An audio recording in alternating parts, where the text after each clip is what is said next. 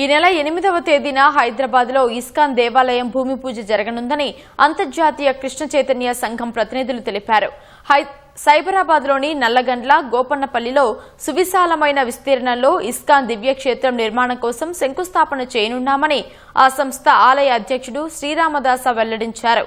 అంతర్జాతీయ మహిళా దినోత్సవం పురస్కరించుకుని ఈ కార్యక్రమానికి దేవాదాయ శాఖ మంత్రి కొండా సురేఖ ముఖ్య అతిథిగా హాజరవుతారని చెప్పారు.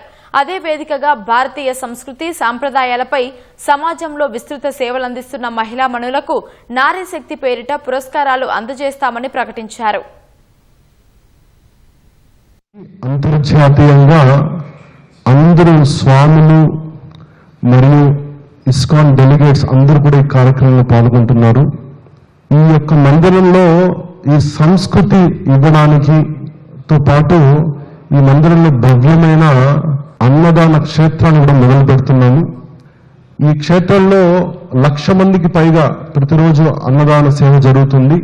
దీని అందరూ కూడా ప్రజలు ఆశీర్వదించి ఈ క్షేత్రం మీ సేవ కోసం, ప్రజల సేవ కోసం నెలకొల్పుతుంది కాబట్టి ప్రతి ఒక్కరు కూడా 8వ తారీఖు కార్యక్రమానికి వచ్చి ఆశీస్సులు ఇచ్చి మీ అందరూ కూడా ఆ రోజు రావాలని తెలియజేస్తున్నాము.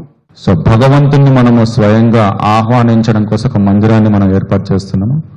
ఆ రోజు సాంస్కృతిక కార్యక్రమాలు మరియు మహిళా దినోత్సవం సందర్భంగా ఎన్నో కార్యక్రమాలు ఉంటాయి.